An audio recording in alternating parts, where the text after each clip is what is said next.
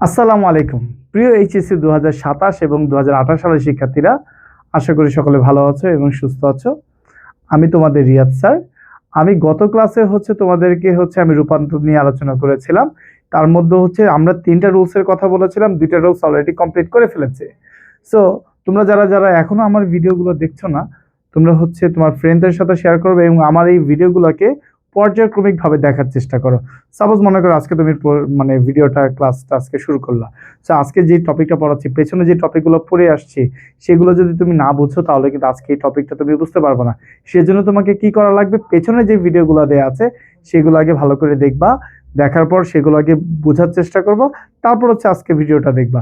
কিন্তু আজকে ভিডিওটা দেখো, কোনো প্রকার প্রবলেম নেই, কিন্তু তার আগে কি করা লাগবে, তোমার পেছনে যে ভিডিওগুলো দেওয়া আছে সেগুলো অবশ্যই কি করা লাগবে, বুঝে ভালো করে প্র্যাকটিস করে তারপর করা লাগবে। আরেকটা কাজ কি, আমি যে ক্লাসটা শুরু করলাম, তোমরা একটা কাজ করবা, খাতা কলম নিয়ে নাও সামনে, যাতে করে তোমার এই ভিডিওটা যেন বুঝতে সুবিধা হয়। ক্লিয়ার? এবং তুমি নোট করে ফেলবা, পরবর্তীতে দেখবা কি পরীক্ষার সময় তুমি অনেকাংশে এগিয়ে যাবা। ক্লিয়ার? চলো আজকে শুরু করা যাক। আজকে আমি যে টপিকটা আলোচনা করব, সেই টপিকটা হচ্ছে রুলস 3। কোন রুলস? রুলস 3। সেটা কি, উইদাউট ডেসিমাল। যেমন আমরা বলেছিলাম, ডেসিমাল থেকে অন্যগুলাতে গেলে কি করব, ভাগ করি। অন্যগুলা থেকে যদি বলে আমাকে ডেসিমালে রূপান্তর করো, যেমন ডেসিমাল থেকে অন্যগুলাতে গেলে কি করব, ভাগ। অন্যগুলা থেকে যদি বলে আমাকে ডেসিমালে রূপান্তর করো, তখন আমরা কি করব, গুণ। আর যেখানে আমার ডেসিমাল থাকবে না, উইদাউট ডেসিমাল, সেখানে আমরা কি ব্যবহার করব, বিট ইউজ করব।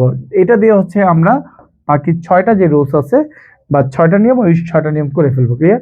সো শুরু করা যাক। আজকের ক্লাসটাতে আমরা বাইনারি থেকে কিভাবে অক্টালে রূপান্তর করা যায় সেই জিনিসটা নিয়ে আজকে শিখবো। ক্লিয়ার? সো শুরু করা যাক। যেমন দেওয়া আছে, দেখো 1101111, 4টা 1। তার মানে সবার আগে কি করা লাগবে, সংখ্যাটাকে সুন্দর করে সাজানো লাগবে। যেমন 1101111, 4টা সংখ্যা নিলাম। যেমন এখানে শুধুমাত্র পূর্ণ সংখ্যা দেওয়া আছে, কিন্তু ভগ্নাংশ দেওয়া নাই। তার মানে তোমাদেরকে একটু বলে নেই, পূর্ণ সংখ্যার আমরা জানি কি এটা পূর্ণ সংখ্যার অংশ। সাপোজ এখানে ভগ্নাংশ দেওয়া আছে, পূর্ণ সংখ্যার অংশ এইটা, আর ভগ্নাংশ অংশ কি এইটা। সো এখানে শুধুমাত্র পূর্ণ সংখ্যা দেওয়া আছে, তাই না? এখন যখন আমাকে বলবে বাইনারি থেকে অক্টালে রূপান্তর করো, তার মানে কি, রুলস 3। রুলস 3 মানে কোনটা, ইউজিং বিট।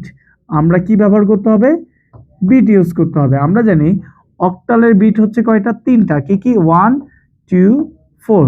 কি বললাম? 1 2 4। সো এখন কথা আমরা জানি বিট কয়টা, 3টা। এখন এখন আমরা কিভাবে ক্যালকুলেশন করবো, দেখবে 1 মিনিটও লাগবে না, মুহূর্তের মধ্যে তুমি কয়েক সেকেন্ডের মধ্যে করে ফেলতে পারবে। যেমন এটা পূর্ণ সংখ্যা, তাই না? পূর্ণ সংখ্যার প্রথম পজিশন কত আমরা জানি, 0 1 2 3। আর দশমিকের পরে গুলো কি হয়, -1 -2 -3 ভাবে যায়। যখন তোমাকে বলবে বিটের অঙ্কতে চলে আসো, মানে কি বাইনারি থেকে অক্টাল, যেখানে ডেসিমাল থাকবে না, সেখানে আমরা কি ব্যবহার করবো, বিট। এই পূর্ণ সংখ্যা প্রথম পজিশন, তাই না? এই ঘর থেকে আমরা কি করব, ডান থেকে বামের দিকে আস্তে আস্তে কয় ঘর করে কাটবো, 3 ঘর করে কাটবো। কারণ অক্টালে বিট কয়টা, 3টা। 1 ঘর 2 ঘর 3 ঘর করে কাটলাম। 1 ঘর 2 ঘর 3 ঘর, একটা অঙ্ক আছে, তাহলে কি 3টা বিট ফিল আপ করার জন্য কি করা লাগবে, আরো 2টা জিরো অ্যাড করে লাগবে। তার মানে এখানে আমি অংশ পাচ্ছি কয়টা, 1টা 2টা 3টা অংশ। তার মানে দেখো, এভাবে চিন্তা করো, এই অংশটাকে যদি তুমি এখানে বসাও, তার মানে কত, 1 1 1। জাস্ট বোঝার জন্য 3টা 1 বসাইলাম। আমরা জানি 0 মানে অফ, 1 মানে অন। তার মানে কি, 0 মানে লো, 1 মানে হাই। 0 মানে নন অ্যাক্টিভ, 1 মানে অ্যাক্টিভ। তার মানে এখানে 1 আছে, মানে অ্যাক্টিভ আছে কোনটা কোনটা, সবগুলাই অ্যাক্টিভ। দেখো 1 মানে অ্যাক্টিভ, তার মানে 4ও অ্যাক্টিভ, 2 অ্যাক্টিভ, 1ও অ্যাক্টিভ। তার মানে 3টা বিট আমরা কি করব, যোগ করব। 3টা বিট যোগ করলে কত আসে, 4 5 6, আর একে কত হবে, 7। তার মানে এটার মান কত, 7। এইভাবে চিন্তা করো, এটাকে যদি আমি এখানে নেই 101, ধরে না 101, অ্যাক্টিভ কোনটা কোনটা আছে, এইটা আর এইটা। এটা কিন্তু বন্ধ, তাই না? 0 মানে কি অফ। তার মানে এটা অন। এটার বিট নাম্বার কত, 1, আর এটা বিট কত, 4। তাই 4 আর 1 যোগ করলে কত আসে, 5। এটা মান হবে কত, 5। এরপরটা কত দেয়া আছে, 001। তার মানে 001, এটাও অফ, এটাও অফ, শুধুমাত্র এটা কি অন। তার মানে এটা অ্যাক্টিভ কত আছে, 1। তার মানে এটা পজিশন কত হবে, 1। তাহলে রেজাল্ট হবে 157। এভাবেই আমরা মুহূর্তের মধ্যে, কয়েক সেকেন্ডের মধ্যে বাইনারি থেকে অক্টালে কনভার্ট করে ফেলতে পারবো। ক্লিয়ার? এরপরে আমরা যদি দেখি আরেকটা সংখ্যা দেওয়া আছে, সংখ্যাটা একটু বড়, একটু তাকাও, কত বড় সংখ্যা দেওয়া আছে, তাই না? তার মানে সেই ক্ষেত্রে এটা হচ্ছে পূর্ণ সংখ্যা, এটা হচ্ছে ভগ্নাংশ। যদি সাজাই 10111011.1101, তার মানে একটা সংখ্যা দেয়া আছে, বড় একটা সংখ্যা দেয়া আছে 1101, এই সংখ্যা দেয়া আছে।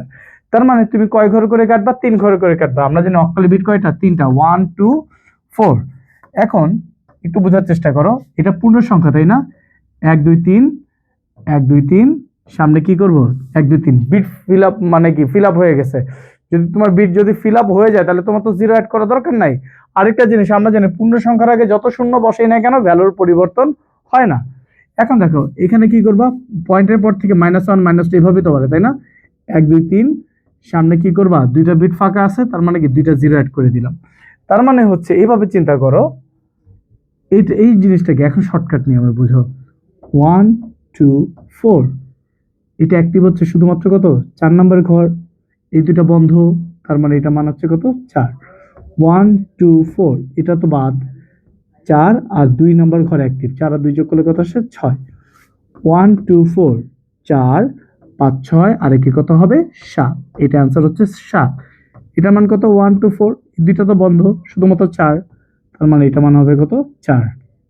1 2 4, 4 আর 1 কত আসে? 5। তার মানে রেজাল্ট আসবে হচ্ছে 547.64। এটাই হচ্ছে তোমাদের অ্যান্সার। সো বাইনারি থেকে আমরা কিসে রূপান্তর করতে পারবো? অক্টালে রূপান্তর করতে পারবো। আরেকটা যদি প্র্যাকটিস করি, এ দেখো কত বড় একটা অঙ্ক দেওয়া আছে তাই না? এটা যতই বড় অঙ্ক থাকুক না কেন আমরা কয়েক সেকেন্ডের মধ্যে করে ফেলবো। দেখো 11101101111, দেখা আরেকবার দেখাই 111011011.1011। এখন দেখো বিট কয়টা? 3টা। দেখো 1 2 3 1 2 3, সামনে কি করবা? দুইটা জিরো অ্যাড করবা, কারণ কয়টা বিট ফিল আপ করতে হবে? 3টা। 1 2 3 1 2, সামনে কি করবা? আরেকটা জিরো অ্যাড করে দিবা। তার মানে দেখো 1 2 4, 4 আর 2 কত আসে? 6। 1 2 4, 4 আর 1 কত আসে? 5। 1 2 4, 4 আর 2 কত আসে? 6। 1 2 4, 4 আর 2 কত আসে? 6। 1 2 4, এটা শুধুমাত্র কত? 1, তার মানে 166.56। এটা আমরা কিসে রূপান্তর করলাম? বাইনারি থেকে অক্টালে রূপান্তর করলাম। ক্লিয়ার? বুঝতে পারছো কত সহজে কয়েক সেকেন্ডের মধ্যে আমরা বিটগুলো কেটে কেটে বের করতে। এখন অনেকে কোশ্চেন, স্যার উপরে কি মানগুলো দিব কিনা? না, উপরে মানগুলো দেওয়া লাগবে না, জাস্ট হচ্ছে তোমাদের বোঝার জন্য আমি এই মানগুলো দিয়েছি। সো তুমি চাইলে কি করতে পারো? পেন্সিল দিয়ে লিখে পরবর্তী মুছে দিতে পারো, কোনো প্রকার প্রবলেম না। তোমার যেভাবে ভালো মনে হয় তুমি সেভাবে করবা। ক্লিয়ার? কিন্তু যখন তুমি দেখবা মোটামুটি মানে মানগুলো মাথায় আয়ত্তে চলে আসছে, ব্রেনের মধ্যে আয়ত্তে চলে আসছে যে কোনটার মান কত হবে, তখন তোমার আশা করি উপরে কিছু লেখা লাগবে না, তুমি দেখলেই বুঝবা যে এটা 7, এটা হচ্ছে 5, এটা হবে 3।